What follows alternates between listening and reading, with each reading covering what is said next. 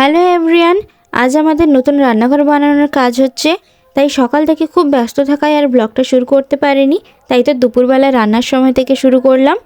রান্নাঘর বানানোর জন্য দুজন মিস্ত্রি এসেছে, তাই কাকিমাদের রান্নাঘরে উনুনে রান্না করছি। আর এদিকে দেখো রান্নাঘরের কাজটা অনেকটাই হয়ে গেছে। দুপুরে আমি রান্না করেছিলাম লাল শাকের ভাজা, পটল ভাজা আর মাছের ঝোল। আর এইভাবে গামলি দিয়ে ঢেকে রাখার কারণ হচ্ছে গিয়ে বিড়াল। তারপর সন্ধেবেলা রান্নাঘরের কাজের জন্য আরও কিছু জিনিসপত্র লাগতো, তো সেগুলোই কিনতে আমি নামখানায় গেছিলাম।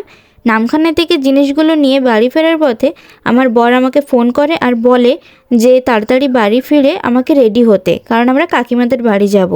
তো তারপর বাড়ি গিয়ে যথারীতি আমি রেডি হয়ে যাই। তারপর আমার বর বাড়ি এলে আমরা চলে আসি কাকিমাদের বাড়ি। এখানে আসলে লোকনাথ ও রাধাকৃষ্ণ ঠাকুরের পুজো হচ্ছে, তো সেই উপলক্ষে আমাদের নিমন্ত্রণ ছিল।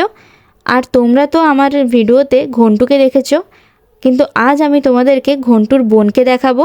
এটা হলো ঘন্টুর বোন, যাকে কাকিমারা নিয়ে এসেছিল আমাদের বাড়ি থেকে। আর এর নাম হলো রানী।